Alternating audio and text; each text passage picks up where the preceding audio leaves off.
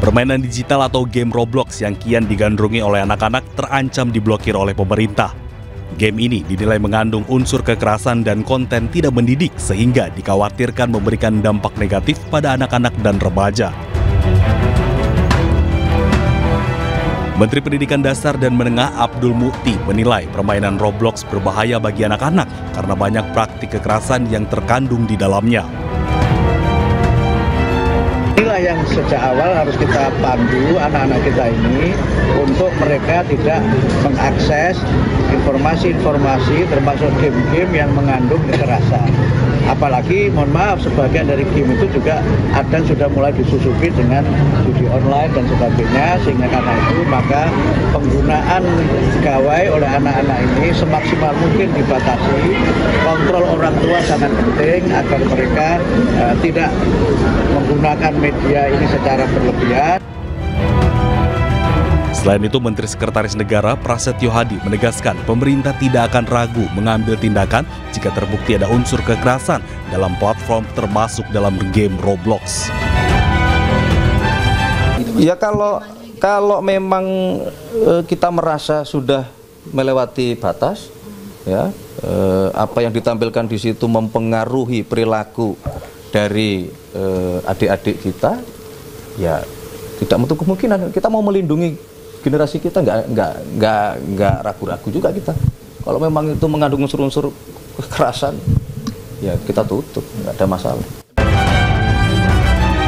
Anak-anak usia dini belum bisa membedakan kehidupan nyata dan rekayasa. Mereka rentan meniru apapun yang dilihat. Para orang tua pun diminta waspada dan mengawasi setiap kegiatan digital anak, khususnya dalam memilih permainan digital. Tim Liputan iNews melaporkan. Dan pemirsa, untuk membahasnya lebih lanjut kita sudah terhubung dengan psikolog anak Seto Mulyadi atau yang akrab disapa dengan Kak Seto. Selamat siang Kak Seto, apa kabar? Ya, selamat siang Kak Ocha. Alhamdulillah kabar baik dan tetap semangat. Ya. Baik, terima kasih banyak Kak Seto untuk waktunya di iNews Siang. Kak Seto, bagaimana nih Anda melihat rencana pemerintah untuk memblokir game Roblox ini, sejauh apa sih dampaknya Anda lihat terhadap perilaku kekerasan pada anak? Iya, mungkin juga seperti sudah disampaikan oleh Bapak Menteri sendiri, dan juga banyak penelitian di berbagai sumber juga mengatakan bahwa ini rawan sekali terhadap upaya-upaya penghancuran mental dari anak-anak.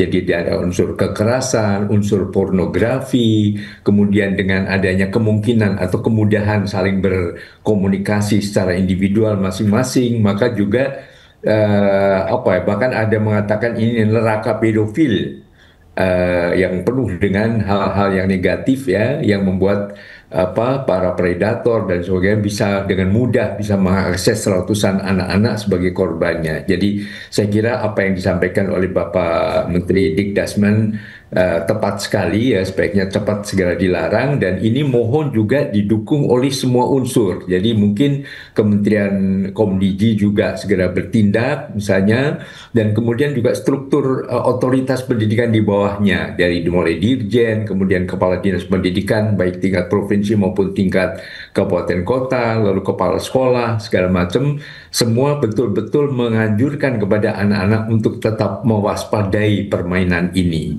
Dan kemudian juga yang tidak boleh dilupakan juga peran serta dari para orang tua sebagai pendidik informal dalam keluarga, sehingga ini bisa saja Roblox dilarang, tapi nanti muncul game-game baru dan sebagainya yang kadang-kadang kurang terkontrol, maka mungkin juga harus ditingkatkan kemampuan komunikasi yang efektif di dalam keluarga.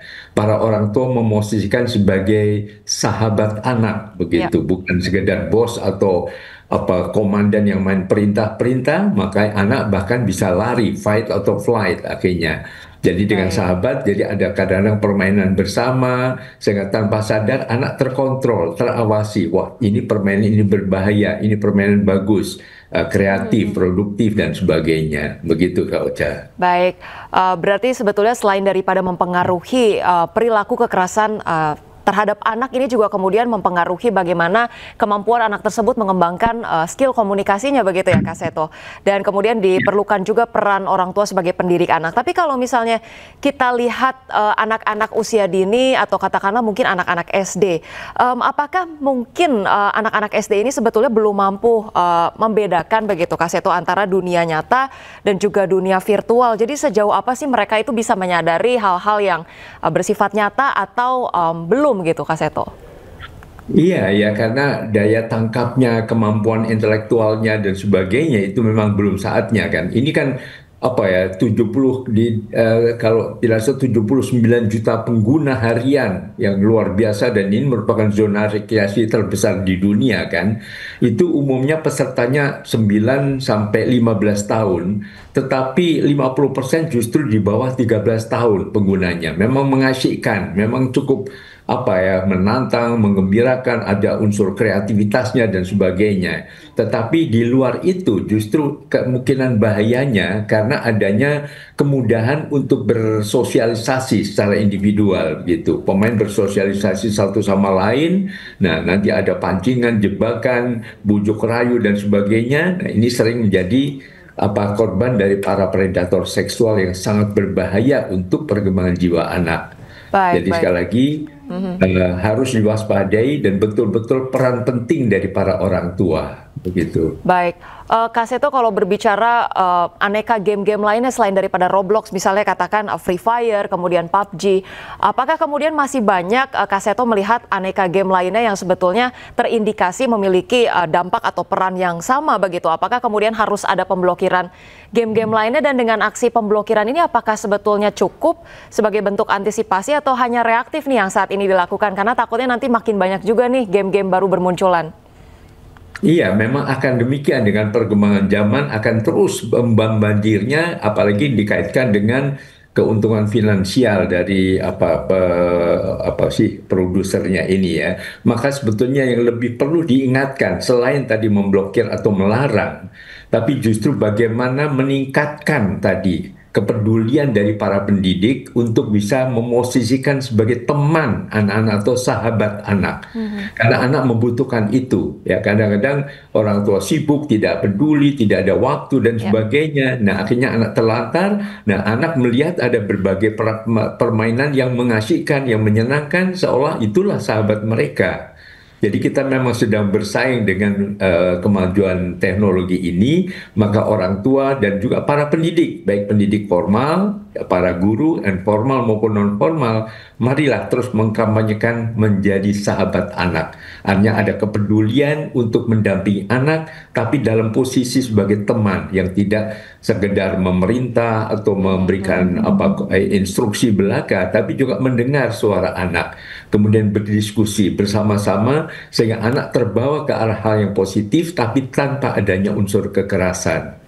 Saya kira itu yang paling penting, Mbak Ocha. Baik, terima kasih Kak Seto. Tadi itu dia dibutuhkan peran pendamping daripada anak, entah itu di sekolah ataupun di keluarga, untuk kemudian menghadirkan posisi sebagai sahabat anak, bukan hanya sebagai orang yang memerintah saja begitu ya, tapi menghadirkan mungkin permainan-permainan secara nyata yang membuat anak selalu merasa hangat dan juga nyaman dengan lingkungan sekitar ya. Terima kasih banyak Kak Seto Mulyadi, psikolog anak, sudah bergabung bersama kami di iNews Siang. Salam sehat, sampai jumpa kembali Kak Seto. Pemirsa, ternyata tak hanya musik, royalti juga bisa dikenakan bagi suara burung atau alam yang dimainkan di ruang publik.